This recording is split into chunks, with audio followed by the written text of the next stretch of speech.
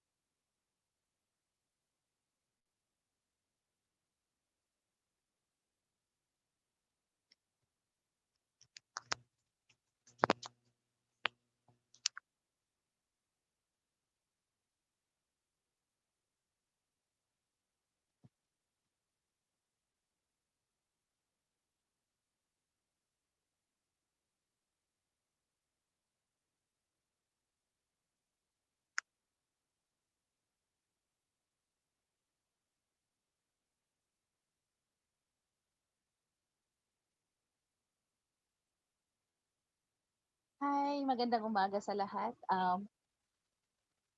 I'm Fleur Nadwa. I'm from the Department of Information and Communications Technologies, Cybersecurity Bureau, and I'm part of the team that goes around the country doing cybersecurity awareness seminars. We've gone to uh, for us Tawi-Tawi in the south and um, in Cagayan in the north. So it is my pleasure to be with you today to share about cybersecurity in time of um, the COVID-19 pandemic. So let me share with you my slides on this.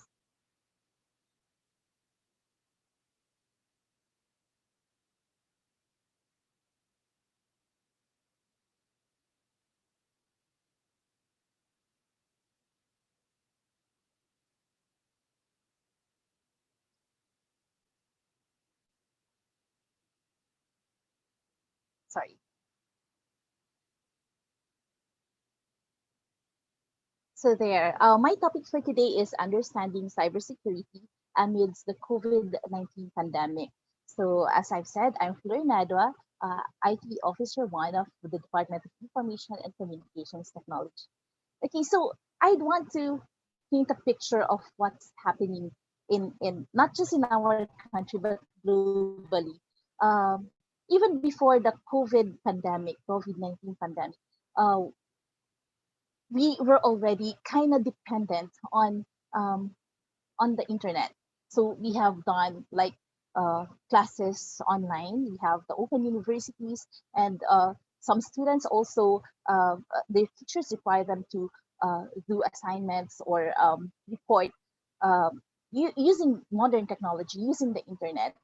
And then we also have we keep relationships online. We can actually keep relationships online through our various messaging and call apps. And then also at the workplace, you also do um, teleconferencing. In fact, last year there was a law passed, the teleconferencing law, that was actually never. We were actually kind of frustrated on my part because there were only a few uh, few companies who actually practice teleconferencing. But when the COVID-19 pandemic came into light and naiba yung landscape, natin, hindi lang dito sa Pilipinas, kundi sa buong mundo on how we do things. Okay? So, kung dati, um, gumagamit tayo ng mga apps na to, gumagamit tayo ng internet, but now, mostly dependent na ang buhay natin sa internet, sa cyberspace. So let me just this is a reality today sa pandemic na to. So as you can see in your screen, people uh, I'd like you to look at the screen. It's from the we are social, we're social published every year. Nag-publish na ang digital, for example, last year, digital 2019, digital 2018. And in this survey, sinisurvey nila globally kung ano yung malakas mag-internet ng mga tao, pinakamaraming internet, how much time do this each country's ano, this is only just based on the use of smartphone or mobile phones ng 76%. Only during that and sa mga laptops, there was a 45% increase. And sa desktop computer, there's 32%. And then sa tablets, meron tayong 22%. And then sa smart or smart TVs, yung mga nag-stream tayo, media streaming devices, there's a 34-degree increase. And then kahit sa mga game consoles, yung mga Xbox, PlayStations, meron din siyang increase. It's about 17%. And then sa smart speaker, there's an 11% increase. And then sa smart watches, pati sa mga smart watches, there's an increase of 6.3%. So, nakita niyo yung dependence natin bigla sa technology. And then, I'd like it to see this slide naman. Ito naman yung mga significant changes daw media habits. So, as makikita ninyo, sa pag-watch, pag-panonood, increase. Sa pag-panonood naman, watching significantly more films and shows on streaming services, mga Netflix natin, may 29% increase in the usage. And then, the use of messenger devices, 24%. Dati medyo heavily dependent na tayo sa mga messaging devices, but now it still has increased 24%. Tapos, sa social media naman, medyo yung Pilipinas number 1 dyan globally. In the last 4 years or maybe more, sa digital study na to ng We Are Social, we have always been number 1 in the use of social media, not just in Asia, but globally. Philippines lagi yan yung nagtatap. But tingnan niyo, in the world, meron pa rin 23% increase in the use of social media. And then the last one is broadcast television channels, may 19% increase. So ganyan na change ng COVID-19 ang lifestyle natin. So in this one naman, yung increase naman ng social media group, I to take note yung age groups, okay, from 16 to 24 years old. So ibig sabihin ang mga anak natin, ang mga estudyante natin, mas dumami na ngayon ang nagiging online at gumagamit ng mga social media apps and platforms. Okay? So 25 to 34 na age group, may 50% increase. And then sa 34 to 44 years old na mga tao, merong 42% increase. And then sa mga 45 to 54, meron namang 34% increase. And sa mga seniors natin, 55 to 64, where our seniors belong, nasa 32%. So, palaki ng palaki, tumaas bigla ang dependence ng tao sa internet and social media. Okay. So, ito yung pinaka-chart where you could see the increased social media use ng bawat bansa. So pag nakikita ang Pilipinas, okay? So tayo always been in social media use in the past 4 or 5 or so years already in this, according to this study. Pero may tinaas pa. So ngayon, ang number 1 sa pinakamataas na increase ng social media use. Sa Philippines pa rin, we have 64% increase of social media use. At ang median natin dyan, yung pinaka-average is only 47%. So, ganon. So, ano yung pinapaint nito? Anong picture ang pinapaint nito sa ating landscape ngayon? It means the more dependent we are sa internet, sa social media, the more lahat tayo ay exposed sa internet, sa cyberspace, mas malaki ang chance na na ma-fall tayo victim into cybercrimes and cyber attacks. Okay? So kung sa tunay na buhay, meron tayong mga nangho-hold up dyan sa labas, merong nambubuli, nambubugbog, merong nanggogoyo. Sa tunay na buhay, I mean sa internet, which is now our reality, meron ding nangyayaring ganyan. Okay? So the question now is, hindi talaga if kung magiging biktima ka ba.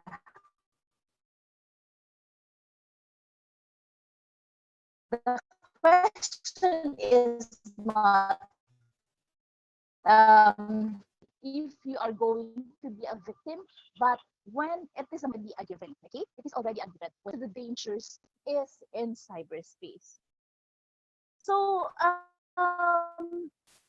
ano-ano nga ba yung mga dangers na yon? Sabi nga nila, the first step in protecting yourself in cyberspace is to know what you are protecting yourself from. So eto, i-present ko sa inyo kung ano yung mga dapat nating pag-ingatan when we are online.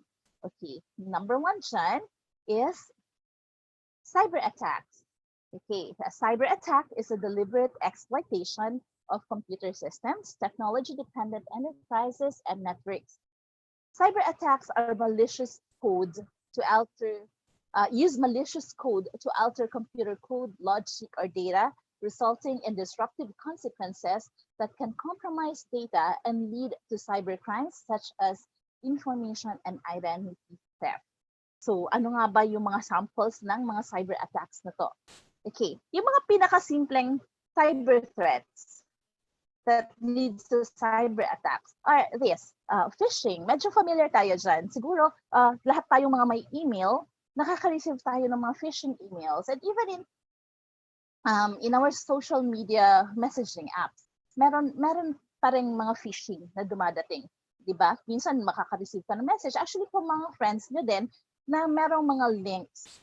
So, ang phishing is the fraudulent practice that aims to induce individuals to reveal their personal or financial information by using links, okay? By using links na sinisend sa mga emails ninyo. And then we have malware. What are malwares? So malwares, karamihan, usually they are being used to do cyber attacks. So what is a malware? It is a malicious software intended to damage or disable computer and computer systems. Okay, to explain it simply, ito yung mga virus na kukuha ng mga computers natin. Trojan horses, worms, yun yung mga sample ng malwares, okay?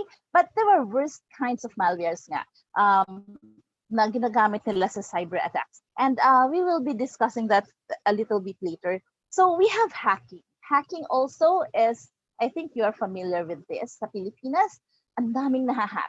Social media accounts nahahack, and even mga websites ng government and other essential mga services na nahahack yung mga websites nila.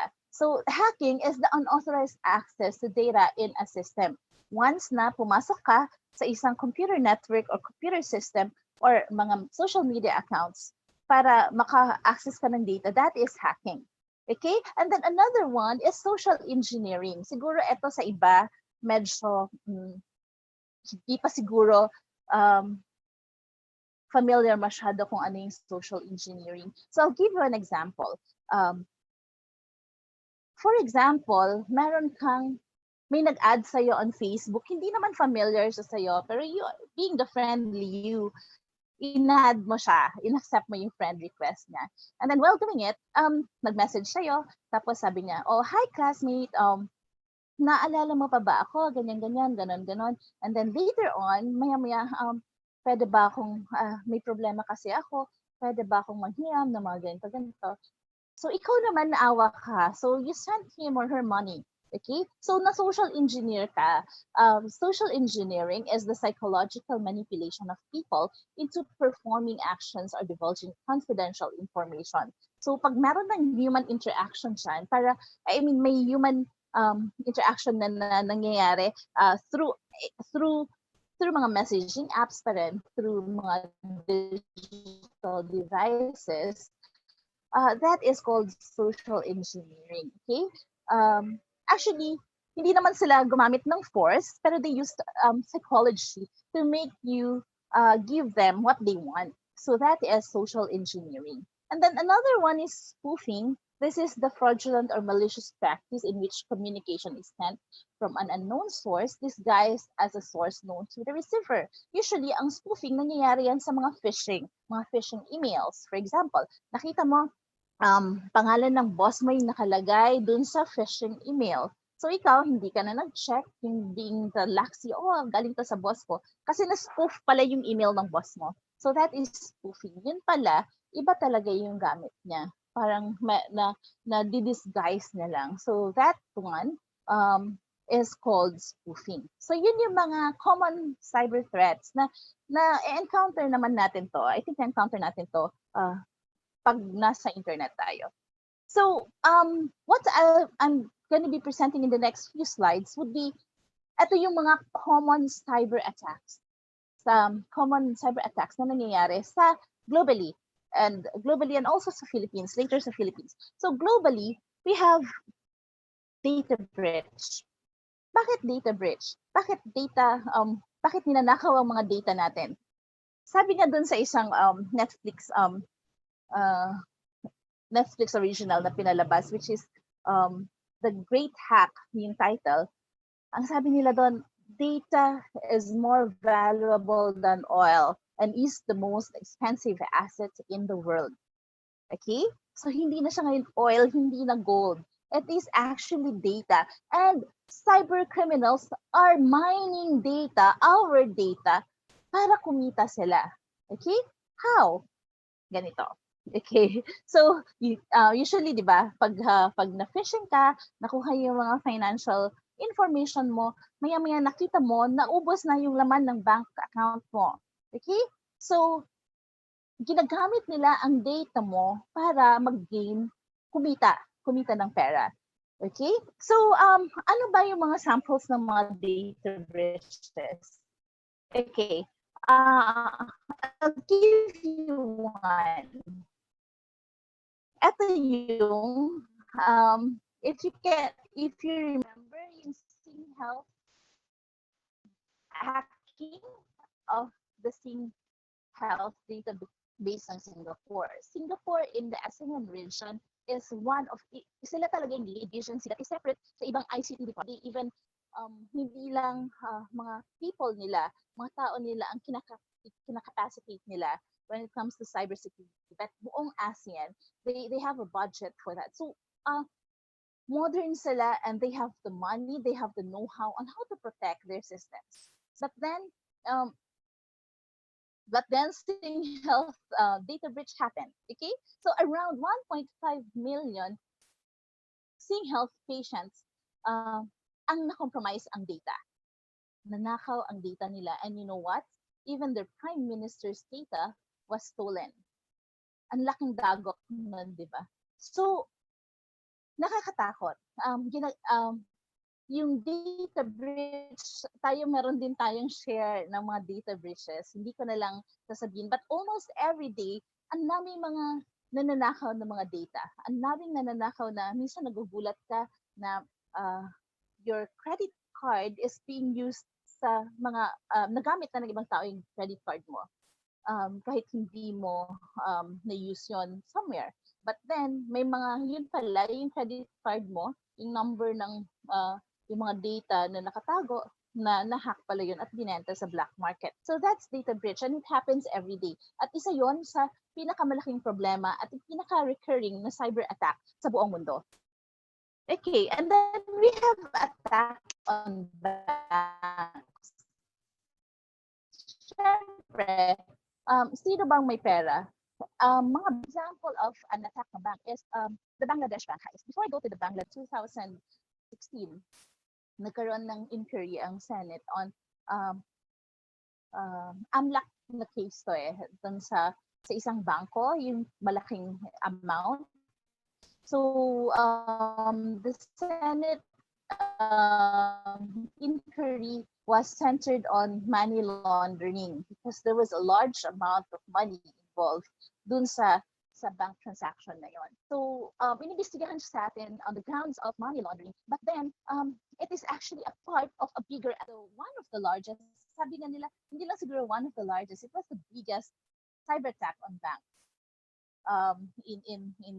in the last decade. Okay, so it used the Bangladesh bank heist. It happened in February 2016, and magkano ba yung involved dito?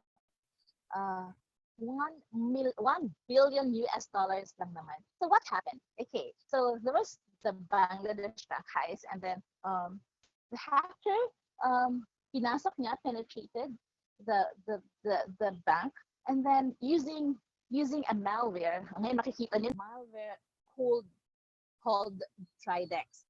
Tapos they use this malware to attack the system. At yung ginawa nila, nag-withdraw sila ng 1 billion US dollars worth of money from the bank, transferred it to different bank accounts all over the world without the Bangladesh bank heist knowing it. I mean, without the Bangladesh bank knowing it. Kasi yung Tridex na yon, it surpassed all the security measures that were put in place by Bangladesh bank. Hindi nila nalamayan. Even the Swift code, the Swift software, when you deposit sa banks abroad, di ba? Or pag may nagpapadala sa inyo ng money from abroad, may mga ano yan eh, they ask for your bank's Swift code. Okay? So yung Swift code na yon, it's one of the security measures that the banks put para hindi basta-basta magkaroon ng ma-fraud or maloko yung bank. Okay? So that's what happened. The Bangladesh bank heist was linked to a customized malware attack known as Tridex that compromised the Swift software and transfer funds. Unfortunately, 81 million US dollars of that 1 billion US dollars landed in the Philippines. Kaya nangyari yon. Actually, hindi pa siya mabibisto if hindi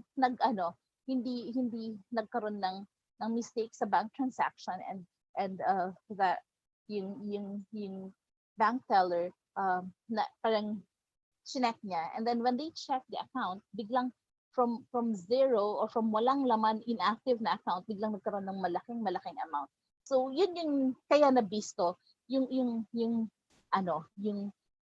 bank heist na yon. Okay? So it's not actually one person, for example, sa ibang bansa, na transfer niya yung pera niya sa Pilipinas. Hindi siya, it was not a case of that. It was a bank heist. So isa pang sample ng bank heist, attack on bank, was the Cosmos Bank. This one naman is in India, the Cosmos Bank, which lost 13.5 million from a cyber attack. Okay? So parang similar din. They attacked the bank's system, and then nag-withdraw, dineposit nila sa iba't ibang ATM accounts, yung nag-transfer sa iba't ibang accounts, and then nag-deposit sa mga ATM accounts user all over the world din. Tapos withdraw. So ganun yung nangyari sa kanya. The money that they stole were withdrawn from different ATMs in 28 different countries, including Canada, Hong Kong, and India na yan. Okay, so diba, banks are really one of the greatest targets of cyber criminals. And then we have ransomware. Ransomware, dumating to sa kamalayan ng mga Pilipino in 2017, nagkaroon tayo ng WannaCry.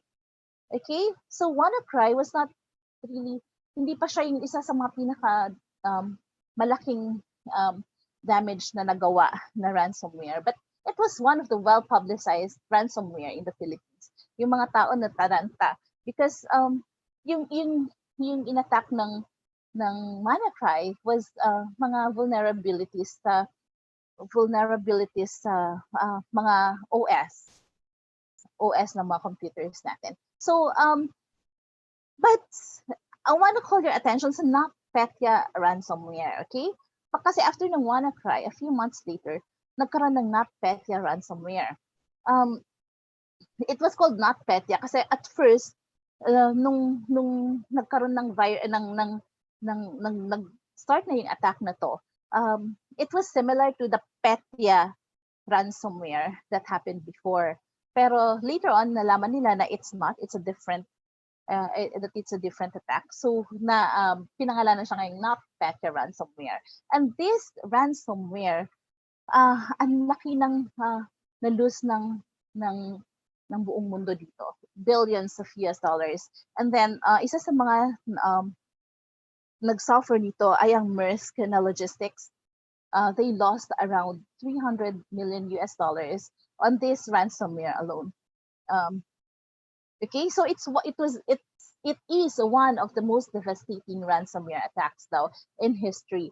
What happened nung time na yon? Nung time na yon, nung ginagawa nilang attack, unti-unti bawat computer namamatay dun sa Maersk, sa central office nila. Hanggang sa nung malaman nilang parang na ano nila na it was a cyber attack, saka lang nila tinanggal yung mga system nila offline, na-hook offline. So marami nang naapektuhan, marami nang mga data nila ang na-encrypt. Okay, so hindi na nila magamit. Tapos this is a running joke that I have kasi nung pati yung central database nila, they could not access it anymore. So there's no way that they could restore what they have lost. So while checking na may isa silang branch somewhere in Africa na sobrang bagal ng internet na preserve, hindi siya na-attack. Tapos sa sobrang bagal ng internet doon, they had to have the system, they have to have the server transported from Africa papunta sa Europe para doon nila gawin sa Europe ang pagka-transfer ng database ng laman ng database, ng laman ng server. So sabi nila, it's isa daw sa mga perks ng having a slow internet is medyo hindi tayo masyado prone sa cyber attacks. But that's only a joke, running joke lang namin yan. Well, anyway, another one is the business email compromise, or BEC. This is common for businesses. So what happens with the business email compromise?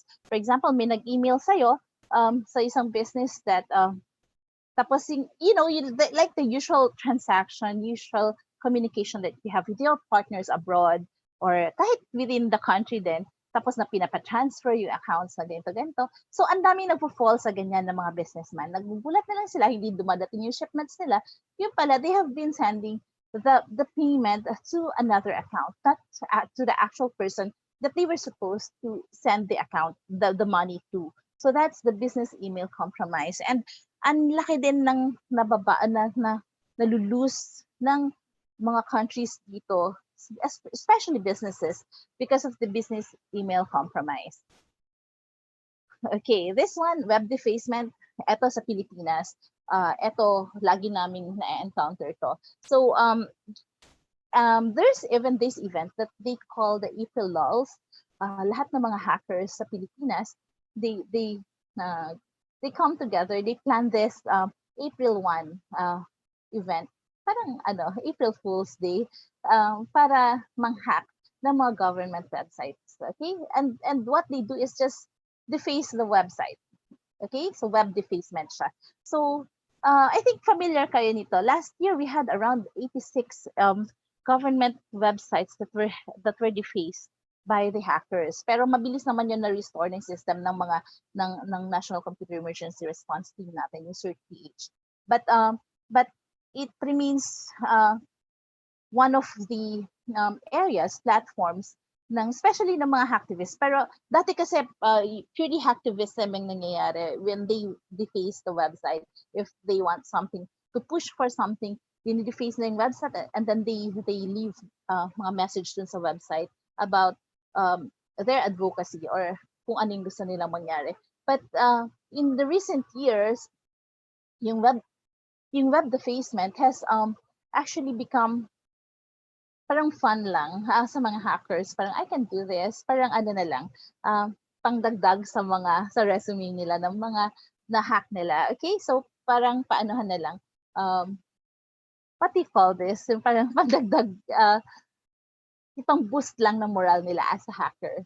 Okay, so another one is the social media hacking. Ito madami to. Ito yung karamihan na nangyayari sa Pilipinas. Most of the reports that we receive from ordinary citizens are because of social media hacking. Yung mga Facebook nila na na-hack, nakuha yung accounts, tapos may mga nakuhang mga info doon, mga private exchanges with the boyfriend or with the loved ones, tapos ginagawa yon, kinukuha yon against them para ginagamit against them para magbigay sila ng pera. So that's social media hacking. Okay, so another one is the cybercrime. Tapos na tayo sa cyber attacks. Now we have cybercrime. Lagi natin itong naririnig and marami sa atin ay ewan ko, siguro sa mga nanonood ngayon, marami na siguro din dito ang mga naging biktima ng cybercrime. A cybercrime is also known as a computer-related crime. It is a crime that involves a computer and a network. The computer may have been used in the commission of a crime or it may be the target. Okay, so the term cybercrime was first coined by William Gibson in 1982. Okay, so ano yung mga samples ng cyber crimes? So from conventional crime, ngayon cybercrimes na ang dumadami. Okay, so before kung meron fraud and financial crimes, ngayon may computer fraud na. Dati terrorism lang, physical terrorism lang. Ngayon we have cyber terrorism. And then dati yung extortion, nangyayari lang face-to-face, okay? Or yung may mga kadil kang tao mismo. But now, extortion is, may cyber extortion na. And then libel, dati sinisiraan lang ng bawat isa ang mga yung kapwa nila sa, chismis, sa mga ganon. Ngayon, ibang level na ang libel. Ibang level na ang chismisan na nagaganap. Online na. So, online libel. Okay. And then we have child exploitation before. Now we have online child exploitation. So the crimes that are happening in our physical world has now evolved into cybercrime. So ano yung samples ng mga cybercrimes? I got this data from Inquirer, yung ano nila to ng PNP galing sa Philippine National Police Anti-Cybercrime Group. So, yung data na ito yung top 10 cybercrimes in the Philippines from the data of the Philippine National Police Anti-Cybercrime Group. So, ito yung mga nakalodge sa kanila na mga kaso. So, online libel remains to be number 1 in the list. And then, online scam. Ito yung mga usually nangyayari to sa mga online selling, nasa scam sila.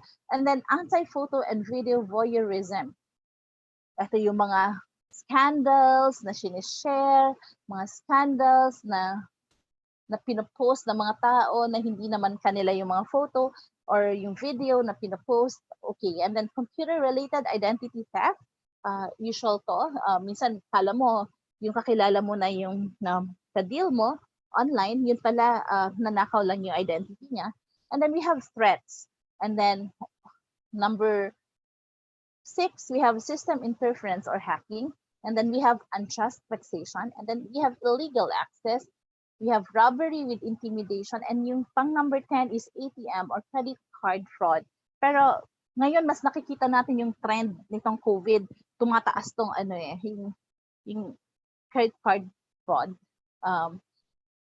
Dumadami yan kasi most of the time now we transact our mga financial obligations natin online. So mas nagiging rampant siya. So ano nga ba yung mga panangga natin para sa cyber attacks and cyber crimes? So this is the reason why we have cybersecurity. Cybersecurity is, according to the International Telecommunications Union, or ITU, ito daw ang collection of tools, policies, security concepts, security safeguards, guidelines, risk management approaches, actions, training, best practices, assurance, and technologies that can be used to protect the cyber environment and organization and users' assets. So hindi lang siya If you can see, hindi lang siya ang mga tools or mga apps na ginagamit natin like antiviruses, firewalls, hindi lang siya ang cybersecurity, okay? So cybersecurity is lahat. Policy, the tools that we use, and even the way we do things, okay? So sabi nga nila, there are three pillars of cybersecurity. Yun yung the tools or the equipments that we use. And then we have the policies, the legislations na pinapass to make us all safe, and then the human factor. Pero sabi nila, ang weakest link to dito is, unfortunately, is the human factor. So, kaya natin ginagawa tong mga awareness campaigns like this is because we want to empower humans. Hindi natin gusto na tayo mismo ang weakest link sa cybersecurity, okay? So how does this help? If you know kung ano yung mga threats that are in cyberspace and you know what to do to avoid these threats, then that's already cybersecurity. That's all that you are already doing your to protect yourself at pati yung mga kasama mo, mga kaibigan mo, kapamilya mo from any dangers in cyberspace. Okay? So that is cybersecurity. So during the ECQ, the enhanced community quarantine that we're having, we we monitor the web. We monitor the web for fake news, scams, and everything. Min-analyze namin kung ano yung mga lumalabas at nakikita at ano yung mga threats that are there during this period. The top cyber threats in the Philippines during ECQ, we've listed 5. Okay? So ngayon, i-discuss ko tong 5 na to and the ways that we can do para maiwasan sila. Okay? So one is phishing. Na-explain ko na kanina, but this is how it goes. Okay? May nag-send sa'yo ng email and it looks really like, for example, your bank's email. Okay? Yung pagkaka-layout ng yung itsura niya mismo, it seems like it's from your bank. And then may sinasabi doon na click this link because for example, we are deactivating. This is really common. We are going to deactivate your account because there's no activity. So for us to not to deactivate it, you have to give us some information. So you have to click this link.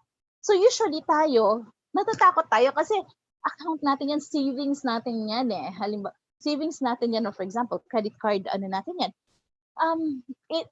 Matatakot tayo because we don't want to lose something. We don't want to lose our hard-earned money. So, nagkakaroon ng fear. And yun yung sinasamantala ng mga cyber criminals na to. So, yung ikaw, i-click mo yung link, it's gonna lead you to a website. Nahihingi ng yung password, username. Kunyari, maglo-login ka, password, username, ganyan-ganyan. Tapos, minsan nanghihingi pa ng OTP. This is really true. In one of our awareness campaigns in Laguna, may nagtanong sa amin na may nag-question sa amin kung anong pwede niyang gawin. Kasi ganito yung nangyari sa kanya.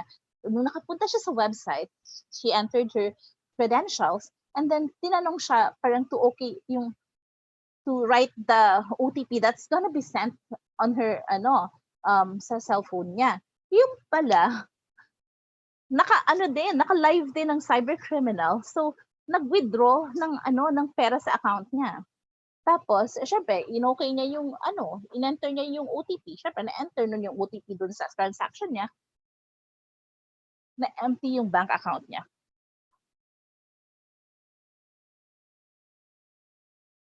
So that's what happened. Na phishing siya. So what do we do? Usually, ito yung sinasabi namin, check the sender of the email. It should be from an official email of your bank or other service providers. So for example, nakita mo,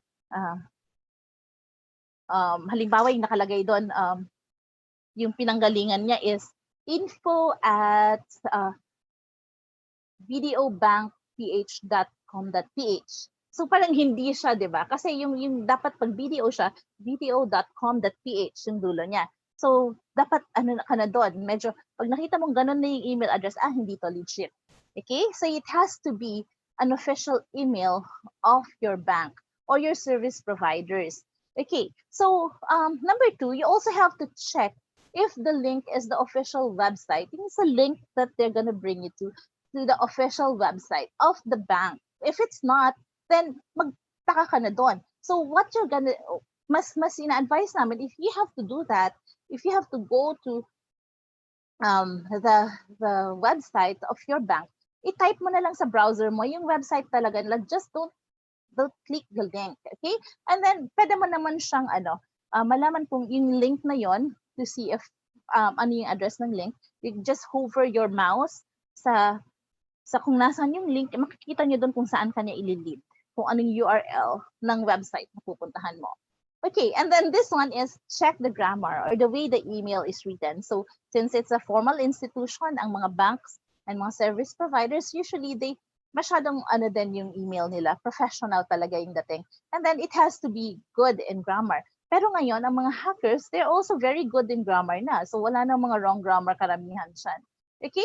So and usually these phishing emails has a call to action or yung mga ultimatum na kailangan mong i-click to at i-enter yung ano mo. Kung hindi, madi-deactivate ka. O kung hindi, you will lose your account forever. Yung mga ganon. So, usually may mga ganon yung mga phishing emails na to. So, pag may nakita kang ganon na may warning na, think of it as a phishing email already.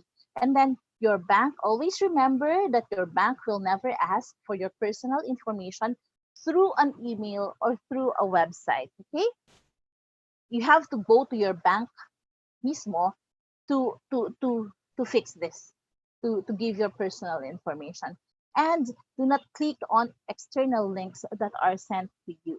And also, if you need to transact, you always use your app, use your bank apps, okay?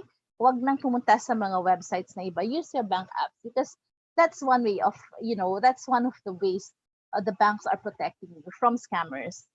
Okay, so yung next na nakita namin maraming nangyayari ngayon during the COVID pandemic is mga social media scams. Okay? Sa social media, ang daming scams. Okay. So ngayon, yung nagkakaubusan ng mga mask, ng mga PPE. So ang daming online sellers na nag-require lang yung payment, mga GCash, walang bank accounts. I mean, mga GCash, so those easily, yung pwede mong kaagad, makagawa ng account kaagad na mga platforms.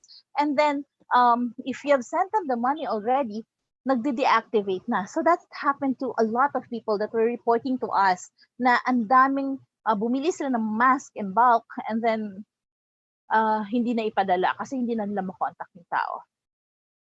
And maraming ang nagiging creative ang mga scammers. These cyber criminals are really getting artistic, creative day by day. So another one, in a few days ago, this was in the news na nahuli na yung iba sa kanila. But during the start of the ECQ, ang daming nagbebenta ng IATF IDs. Okay? So they ask, nagre-require sila ng certain amount para mabigyan ng ID. So pinepeke nila yung mga IATF ID at binebenta nila online. So ang dami ding nakakuha. And hindi lang isang tao. That's why I'm telling you, yung a few days ago, may mga nahuli na, but there are still others na who are still on the net selling these IDs, these fake IDs. And then yung sa mga, another example, yung sa mga artista that are soliciting donations from netizens. Yung ginagawa ng iba, gumagawa sila ng mga dummy accounts of these celebrities. Tapos, ginagaya nila yung mga posts, pero iniiba nila yung account number. For example, GCash. Siyempre, GCash na nila yung ilalabas, ilalagay nila. So, ang daming nangyayaring ganon. Iba-iba. And then, there are still a lot more scams.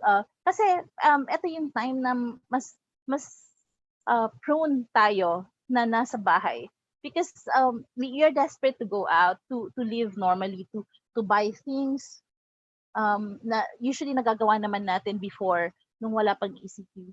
But because nagiging mas mababa yung level of yung pagkapraning natin, mas nagiging mababa. So magiging lax tayo sa pagpapadala ng pera. So it's sinasamantala to ng mga tao na who are criminal-minded. Okay, so next naman is video and teleconferencing apps. We have heard a lot of vulnerabilities, mga cyber attacks that are happening through video and teleconferencing apps.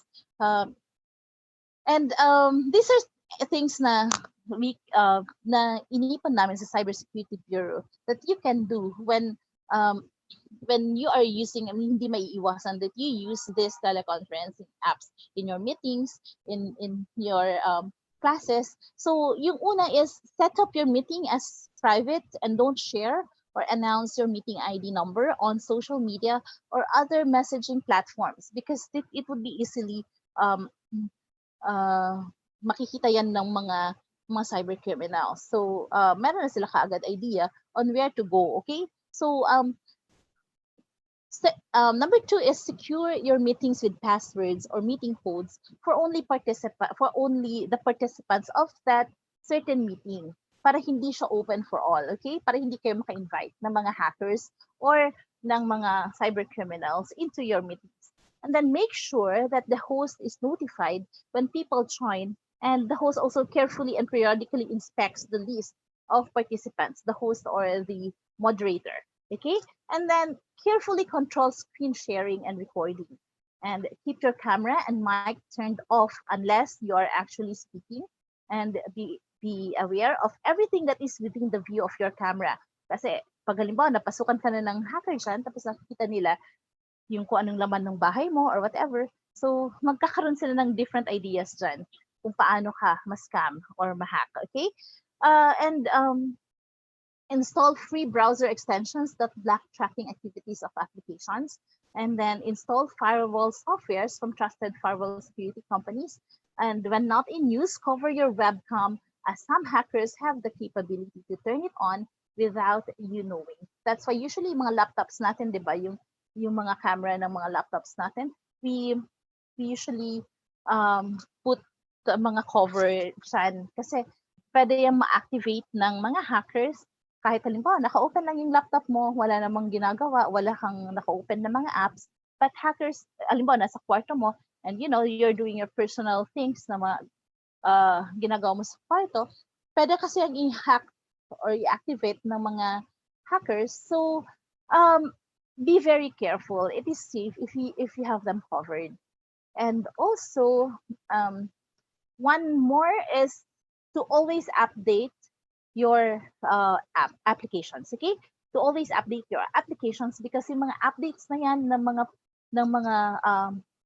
mga gumawa ng mga apps na yan, may mga security features yon. So to be sure na secured ka sa ginagamit mo na teleconferencing app, be sure na before ka gumamit, tingnan mo kung may bagong update. So you have to update it. The same with our mga OS natin, sa mga phones natin, and sa OS sa phones, sa laptops, sa computers ninyo, always update because yung mga updates na yan, may mga security features that would keep you safe while you're online or while using your apps.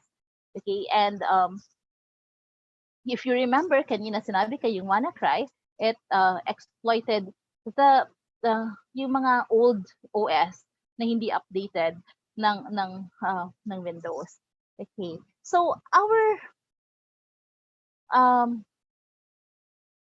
third actually sorry for the mistake in the heading. The third one is actually the, fake news. Okay? Sorry, hindi siya na-edit. It's about fake news. So in Republic Act 11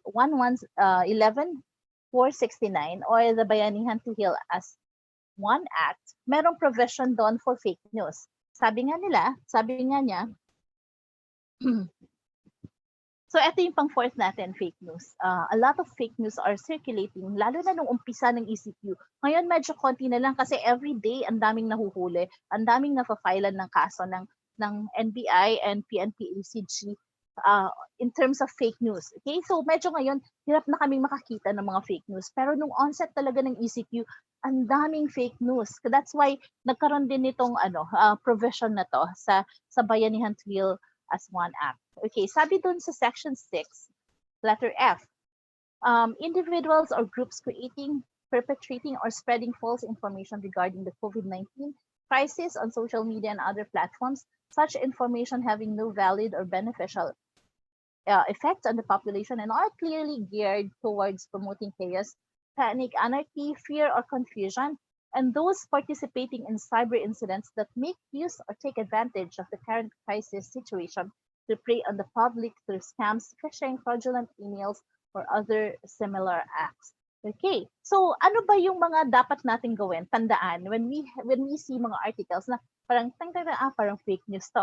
Okay, so pag meron na tayong ganon, you have to check if the publisher or the writer of the post or the article is credible. Okay, so writer and publishers. Tingnan niyo kung legit yan na ano, kung galing siya sa legit na news agency ang article na yan o yung post na yan.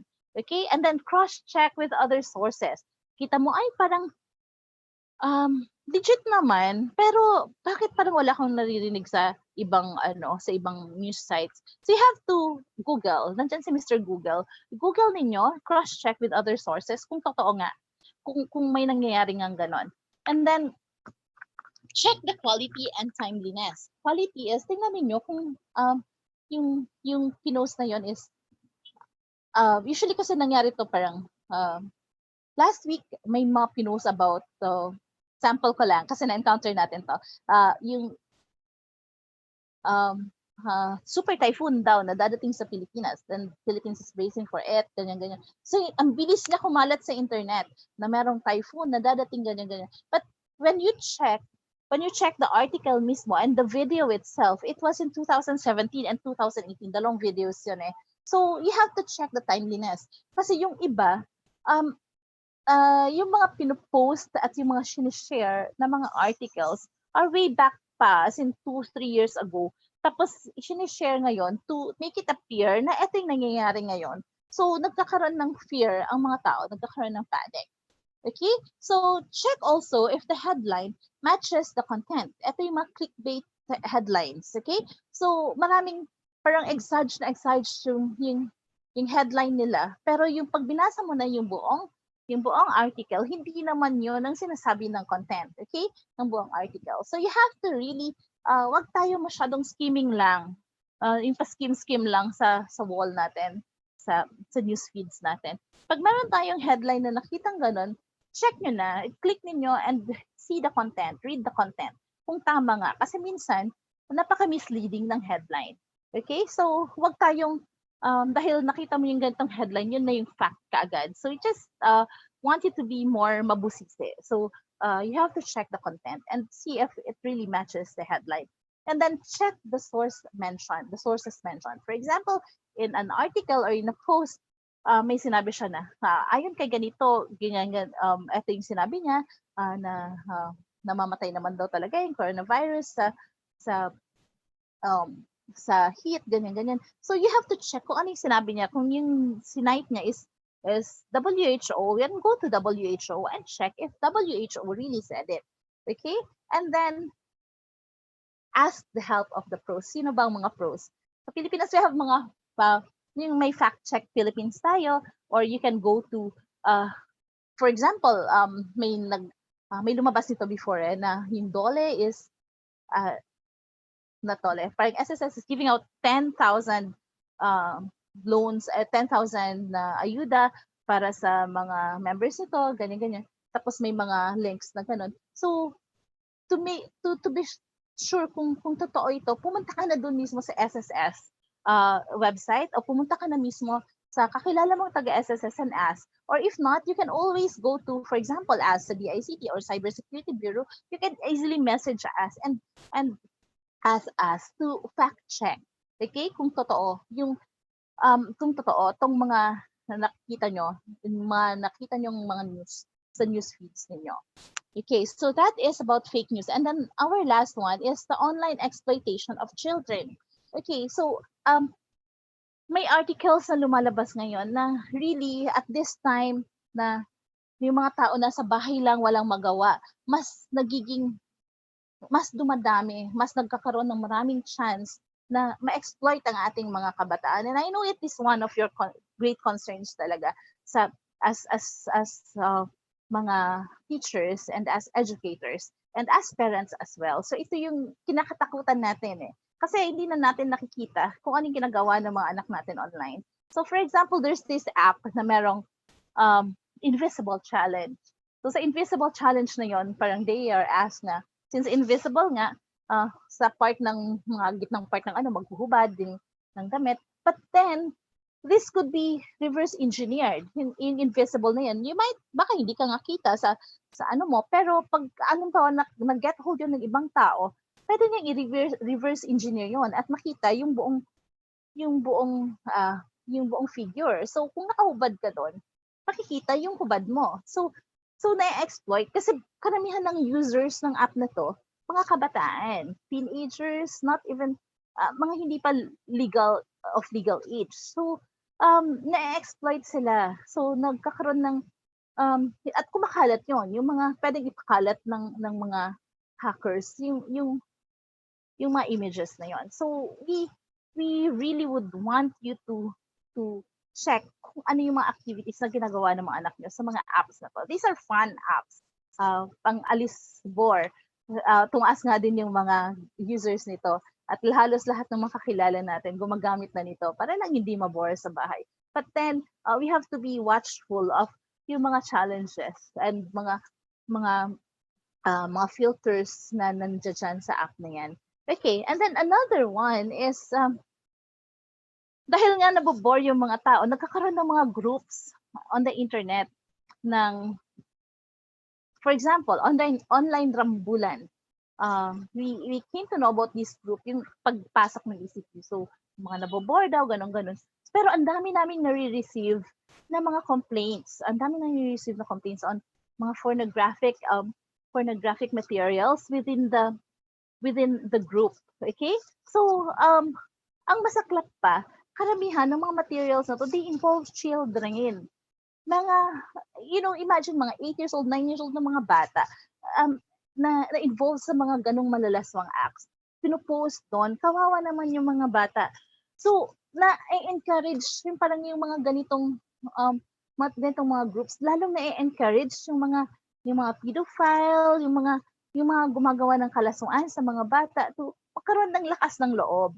And we have been fighting very hard na matanggal tong group na to. So, natanggal na nga siya, pero biglang nagkaroon ng mga separate groups. So, we are now monitoring mas marami pang groups. And continuously, ganun yung problema. Yung mga bata, ang karamihan sa mga victims ng mga ganito. So, be very careful. Pag may nakita kayong mga contents na ganito, report sa PNPACG, report to the NBICCD, report to us, the ICT Cybersecurity Bureau, or the CICC, or sa DSWD. We really need a lot of people working together para maalis natin yung mga ganitong contents sa internet. Okay? So, dumadami yan. Tama nga yung sinasabi ng mga experts. Tapos yung mga ganito, meron din yung iba na, though sabi nila it's online, it's identity theft, tapos kunyari binibenta yung mga bata, tapos meron, involved pa rin yung mga bata. Parang may mga iba na nagnanakaw ng mga pictures ng mga batang may sakit online, tapos pinopost nila sa Facebook nila asking for help from other people.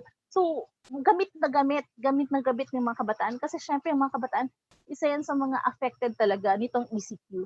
So, sobrang dami ng mga ganitong incidents. So what we suggest is for you to be careful sa mga ganitong contents, especially if you have minors at home. And also, pag makita kayo ng mga ganitong contents, report nyo na please ASAP to protect our children. So you have to monitor your child or children's online activity. Educate your children as well. or students on their rights sa on their rights para alam nila kung kailan sila na-violate na. And then report the link or the account of hosts that exploit children to authorities. Okay, so having said that, eto naman, I'll be giving you some tips, practical ways to protect yourself in cyberspace. Okay, madalian lang natin. Install, this is very basic, install security devices like firewalls and antivirus softwares. And then be careful of what you plug into your devices. Huwag saksak ng saksak sa inyong mga computer ng mga USB or mga hard drives. You don't know ano yung mga contents nun. So you have to check them first, scan them before you actually open them.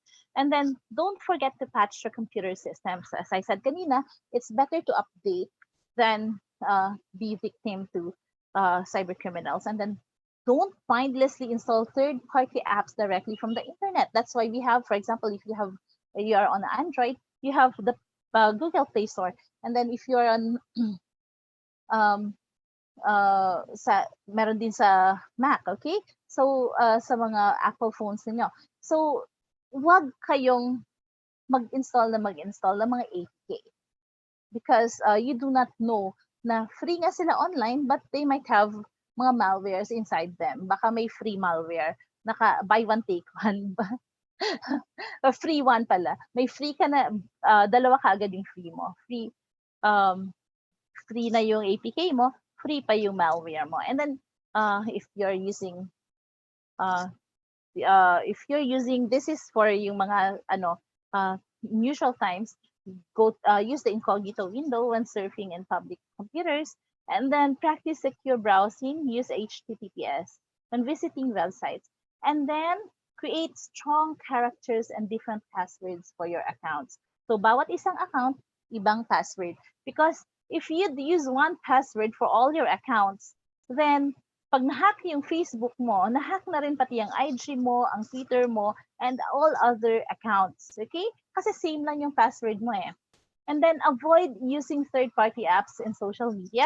Third-party apps like kung may iwasan ninyo, like yung anong sasabihin sa'yo ni Presidente. Yung mga ganon. Tapos click nyo yun, tapos may lalabas na. Those are third-party apps. Nadala na tayo niyan when in 2018. Just last year, yung sa the Facebook data breach ng tapos yung data ng third-party app that was hindi nila in-erase yung mga data that were harvested when they were still in contract with Facebook. So ginamit nila yon during the elections sa US for presidency and also sa Brexit. So ayaw nating mangyari yon. So don't, if as much as possible, kung pwedeng maiwasan, avoid using third-party apps. And then be mindful in connecting to free public Wi-Fi networks. Kahit halimbawa, safe yan, legit yung provider, but the hackers might use yung network mismo para manghack sa inyo. Okay? So what you can do is forget the public Wi-Fi network after you use them para hindi ka nag-connect na agad-agad pag napunta ka ulit sa area na yan. And then do not open messages or attachments from unknown sources. Kung hindi mo kilala yung nag-send sa'yo at medyo dubious na, do not open it anymore. And always remember to log out of your accounts in public computers and even at home, di ba? Para kasi pag may gumamit niya na iba or makikita yung account mo. Okay, and then be careful in interacting with other people online para iwas social engineering, and then add only people you know on social media accounts. Okay, pag hindi nyo kilala, medyo huwag nyo na muna i-accept. Pag marami na kayong common friends, tapos makilala mo na siya, na kilala mo talaga siya, saka mo siya i-add. As much as possible, don't give out or post personal information online. Kasi baka may taong nag-iipon-ipon lang ng mga info mo na yon at magamit yon in accessing your accounts. Don't be too showy in social media. Do not broadcast your plans as well. Kasi yung mga iba might be tinitingnan nila kung ano na yung ginagawa mo para maplano nila kung ano yung mga pwede nilang gawin.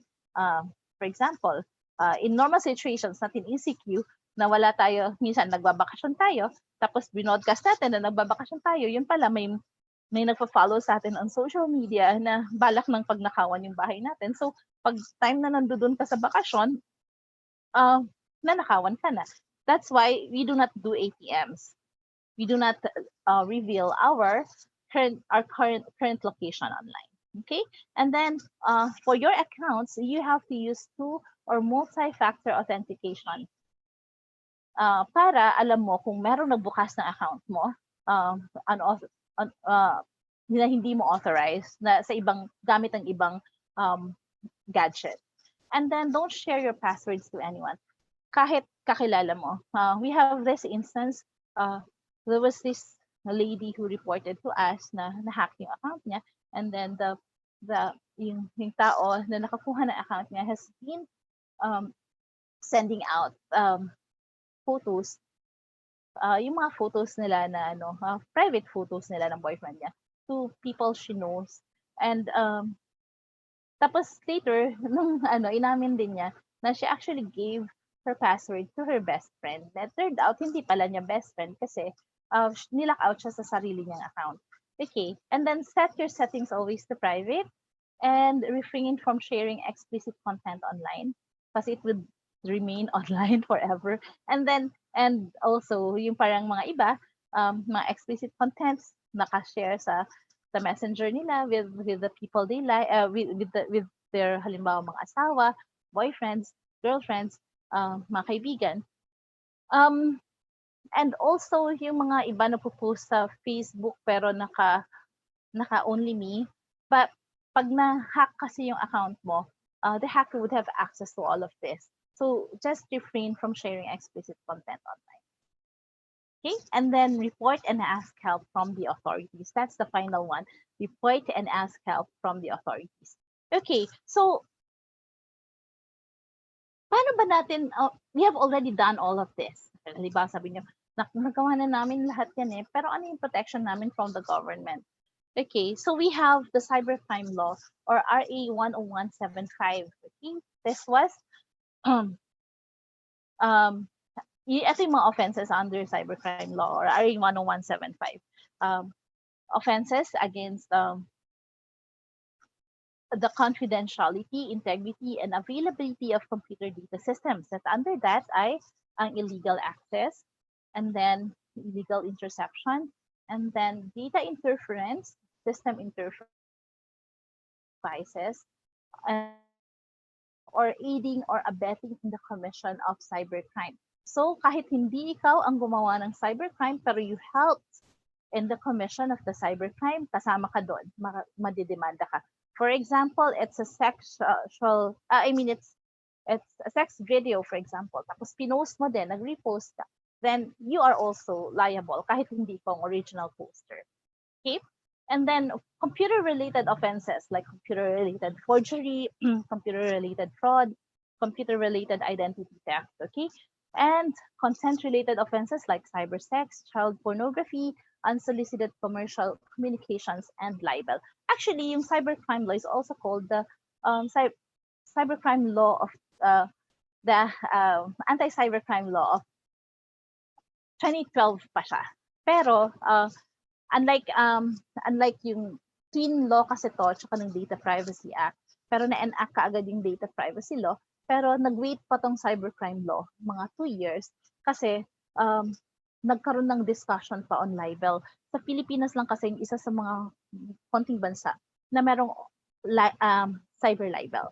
So sa US walang cyber libel, kaya dati hirap na hirap tayo kumuha ng yung pag nagre-report tayo ng mga ng mga pages na libel na para sa atin, tapos sa kanila kasi hindi pa yon libel because they do not have cyber libel. It's just for them your right to express yourself.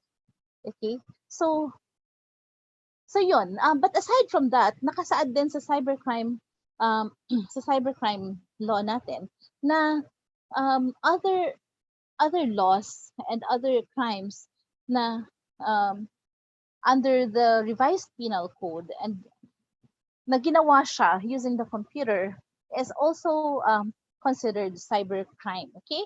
So, ang cybercrime ay 1 degree higher ang penalty uh, kesa sa uh, kesa sa mga crimes that are done physically. Okay?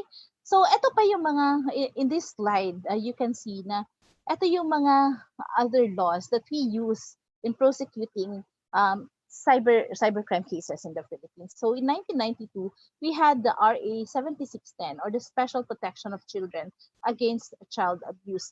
So, ginagamit natin yan for child online protection.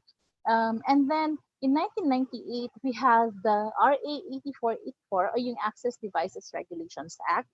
Tapos in 2000, we had the RA 8792, which is the Electronic Commerce Act. And then noong 2003, meron na tayong Anti-Trafficking Act. 2004, we had the Anti-Violence Against Women and Their Children Act. Usually ginagamit natin to sa mga cyberbullying na cases. And then 2009, Twin Acts din to, Anti-Child Pornography Act, and then Anti-Photo and Video Voyeurism Act. And then in 2012, yun nga, yung twin laws din ng Data Privacy Act at yung Cybercrime Prevention Act.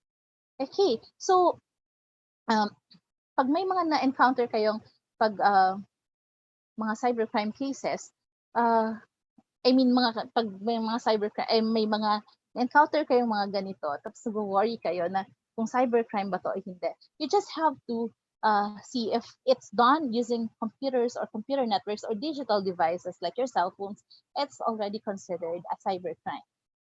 Okay, and then sabi ko nga kanina, report to authorities if you have mga cybercrimes or cyber attacks na alam. For cyber attacks, you can report to our CERT-PH, yun yung DICT. Kami ang ahensya na naka-assign sa pag-respond sa mga cyber attacks and cyber threats. And then, but for cyber crimes, there are only 2 law enforcement agencies for cyber crimes. But we also help, sa DICT, we help, we assist, but we do not prosecute because hindi kami law enforcement authority. So we do awareness seminars, kaya kami cybersecurity because we want na before pa siya maging crime ay aware ng mga tao, protected ka na even before. Kumbaga protected ka na. Kumbaga sa COVID, nag-vitamins ka na to boost your immune system para kahit na pag nandiyan na yan, hindi ka dadapuan ng sakit na yan. So we have the Philippine National Police Anti-Cybercrime Group. Ngayon, kung dati dyan lang sila sa may krame, merong office, now they have sa regions na rin. So kahit wala ka sa Manila, you can always look for an ACG desk, Anti-Cybercrime Group desk sa mga police stations. And doon ka pwede mag-ano. Kasi mas yung mga nasa desk kasi ng ACG, parang tulad din ng mga Women's and Children's Desk ng PNP, mas alam kasi nila yung law, mas alam nila kung paano kayo advise at paano to proceed with your cases. And then we have the National Bureau of Investigation Cybercrime Division. Isa din yun. So pwede kayong mag-file ng cases dun sa o mag-report ng cases dun sa dalawang yon. And then you can also get in touch with us so we can assist you kung ano yung mga next steps ninyo. Okay, so I think that's it for my presentation, and we'll now move on sa ating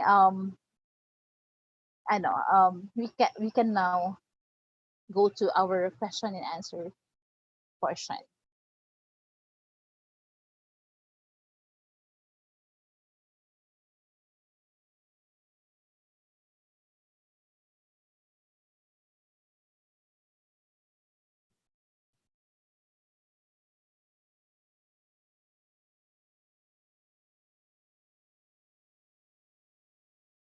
Okay, let me just see. I will answer questions na naka-post po sa YouTube. So, hi ma'am, is it safe to watch videos who offers free streaming? Ma'am, yung problem natin dyan, you have to check if ano po siya, copyright po kasi yung problema natin sa streaming. So, pero may mga streaming sites po na legit siya. May mga streaming sites na legit. Pero yung mga iba, yung magiging problema po natin is yung copyright.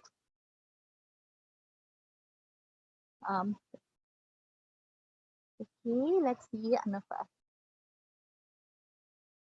Okay.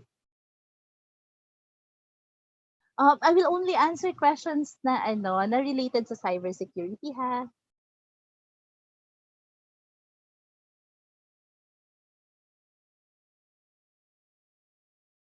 Mhm. Is is Bitcoin safe? Yung question ba ma'am is ang question ba is kung safe ang Bitcoin.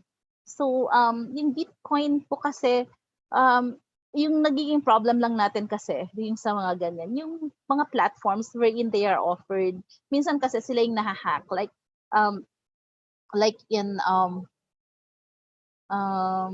it happened in Korea mga 2-3 years ago, yung ano mismo, yung nag-o-offer mismo ng Bitcoin na company, yun yung nahack at yun yung nalugi dahil sa hacking na yun. So hindi yung Bitcoin mismo.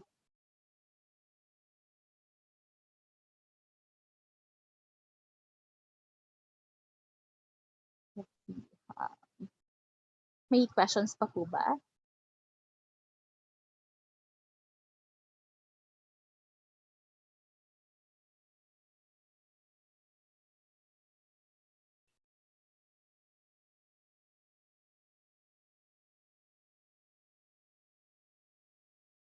Okay, sa bullying naman ma'am, I have ano yung cyberbullying po kasi in itself is not considered a cybercrime.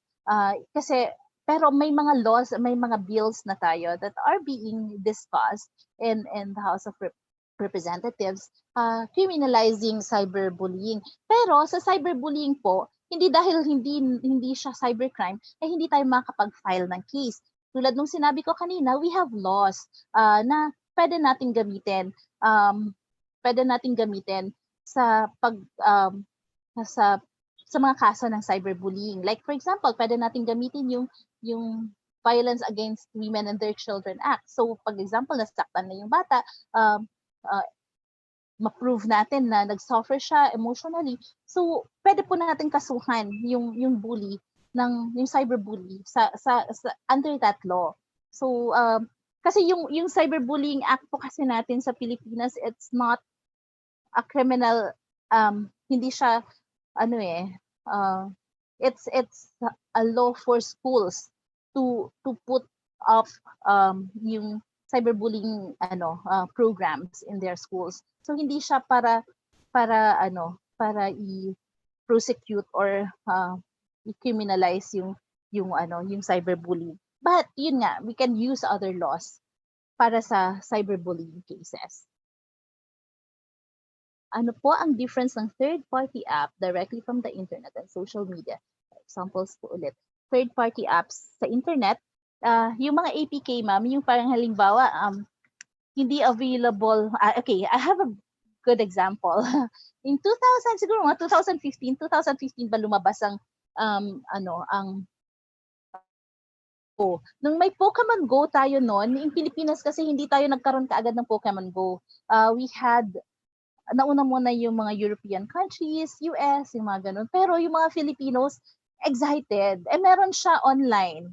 Merong available APK na third-party app ng installer ng Pokemon Go. So, ang daming Filipinos na gumamit noon para magkaroon sila kaagad ng Pokemon Go. So, ganun siya po. Ganun siya.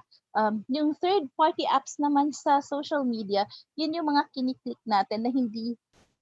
For example, yung mga OMG, yung mga ganon. Yun yung third-party apps na sinasabi natin sa social media. Tapos, ano yun, ma'am? Isang link ay maraming pop-up windows. Malicious na po ba? Depende po sa mga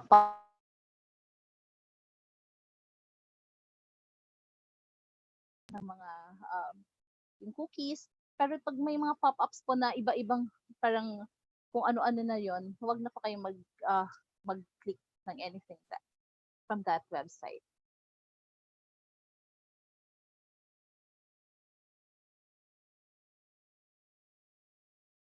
Ano pa po? May questions pa po ba? Sorry, hindi ko makita masyado lahat yung mga naunang question.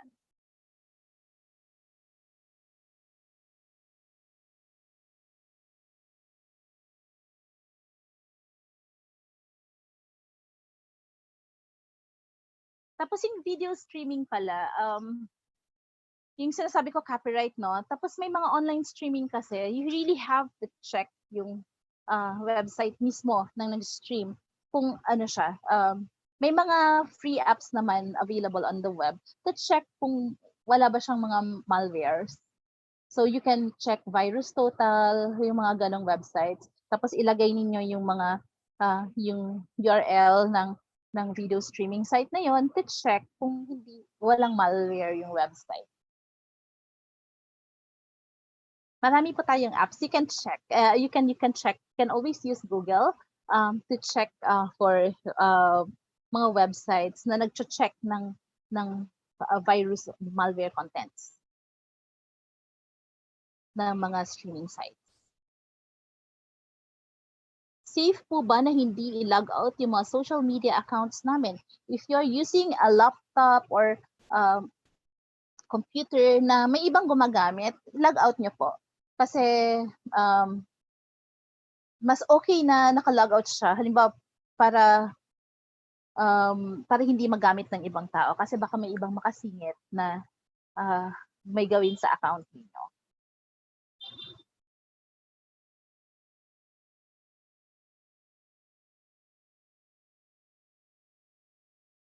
Is there a group or agency we can turn to online for immediate help? For cybercrime po ba? For cybercrime, sa amin po, we have Facebook pages sa Cybersecurity Bureau and the Cybercrime Investigation and Coordinating Center na Facebook page na pag nag-message po kayo, may mga sasagot po sa inyo to give you advice. But if you have to file cases, you really have to go to PNPACG po and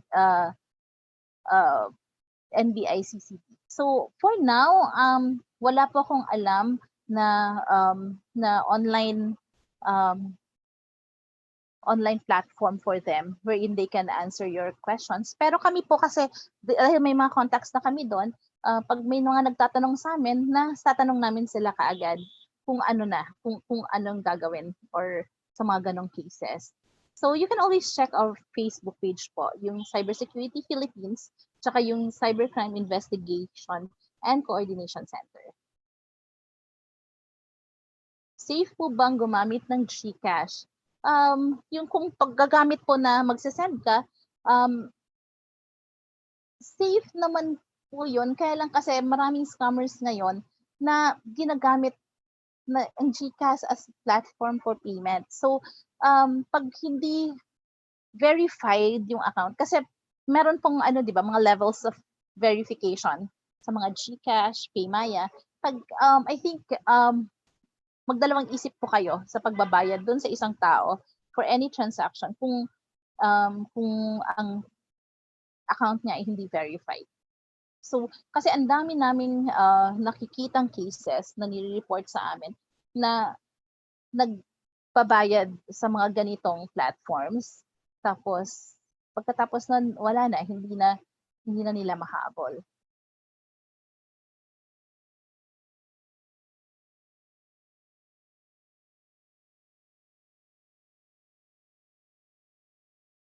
May list of web developer. Hindi po kami nagsasuggest, ma'am, pero hindi po kami nagsasuggest ng mga web developers.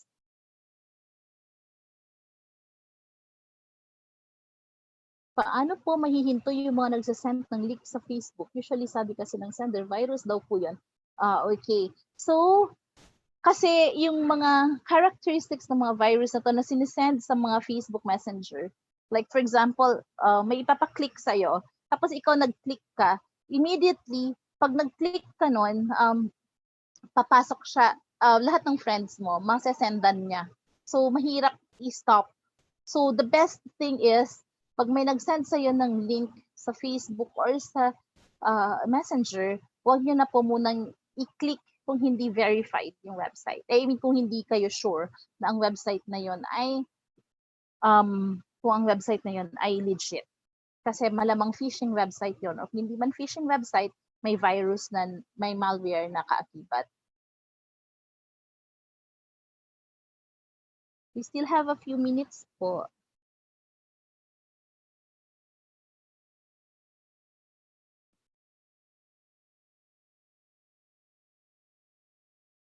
Sa mga online job po na nag-aaya na mag-apply, lalo po kapag nagsisend ng links, maganda po bang i-open? Hindi ba mahahak ang social media kapag ganun na? To be sure po, padala nyo na lang sa email ninyo yung mga, yun po yung problema natin ulit, phishing, yung sa phishing, baka kasi iba yung yung problema natin, baka yung mga websites na to na binibigay nila, kung hindi ka sure talaga, wag mo na lang click kasi baka mapunta ka sa phishing website, o kung yung sa website nila na marami po kasing mga scammers sa mga website eh. So, yun po yung nakakatakot doon.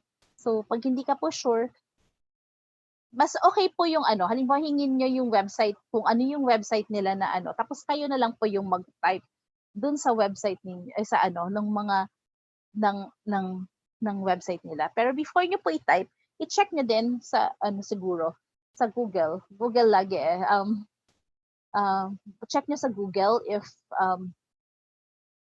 if yung site na to is legit. Minsan kasi marami talagang lumalabas. Pag chinek mo yung mga website, malalabas talaga sa Google kung anong klaseng website yun. Kasi na-report na pala siya in the past kung may ginawa na siyang kalokohan in the past. Is there a way to trace the people behind user accounts? Mahirap po siya i-trace, especially if yun talaga yung problema actually ng mga law enforcement agencies natin ngayon, yung kung pag-trace kung sino yung mga taong to. Kasi karamihan sa Pilipinas ang mga IP addresses natin are static. Hindi siya yung parang kumbaga iisang tao lang yung may-ari nun. Especially that we mostly use mga prepaid mga data natin. Yung mga data natin is prepaid. So, mahirap po siya. Hindi ko naman sinasabing hindi pwede, pero mahirap lang siya. Especially for our law enforcement.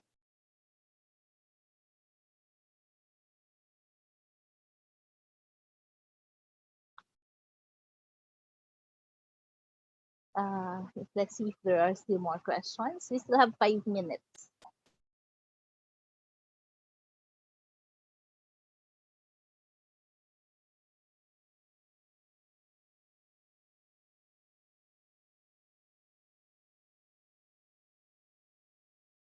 Someone called me and told me to deposit at least $250 to an account. What to do po, ma'am?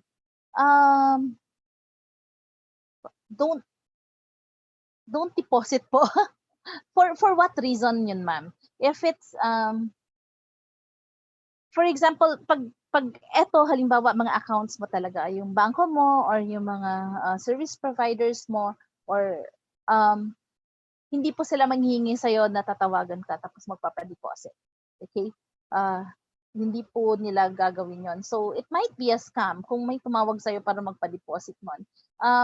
Be careful yung sa mga ganito kasi may mga instances na minsan yung mga accounts na Facebook accounts pala na na-hack na pala yung Facebook account ng mga kapamilya ninyo, and then they're asking you to give them money kasi for example, help na hospital si ganito, si ganyan.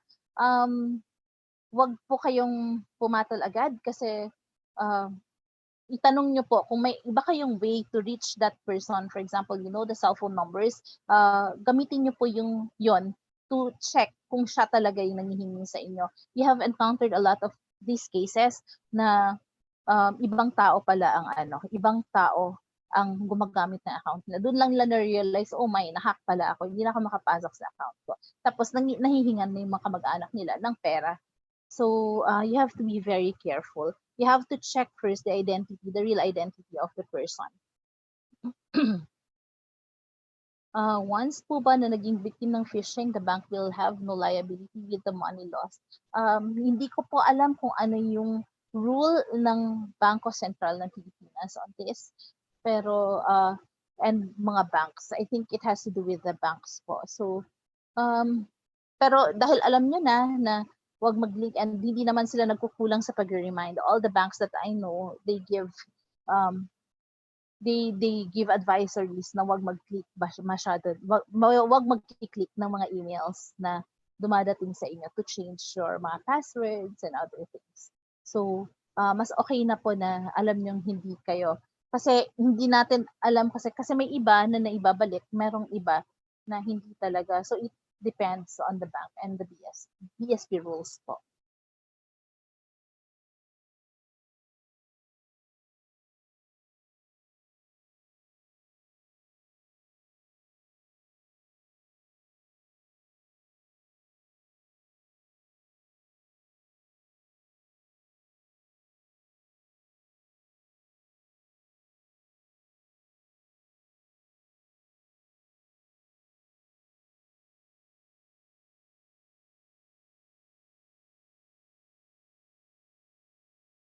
Can can we press charges to those who are offering for free online, but when you access and sign up, you get to find out that you have to pay to fully access and download their services?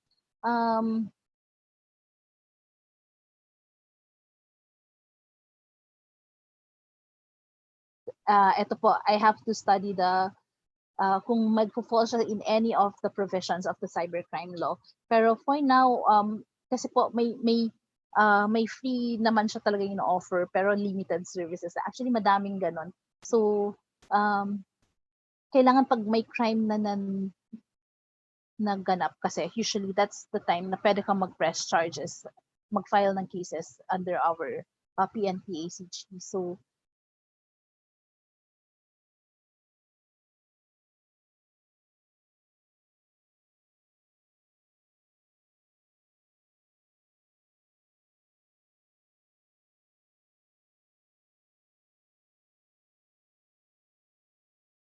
okay, I think wala na po. Thank you for your time today.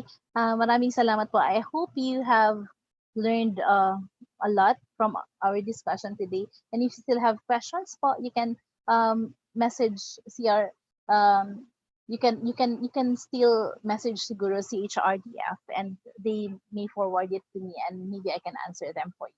Maraming salamat po.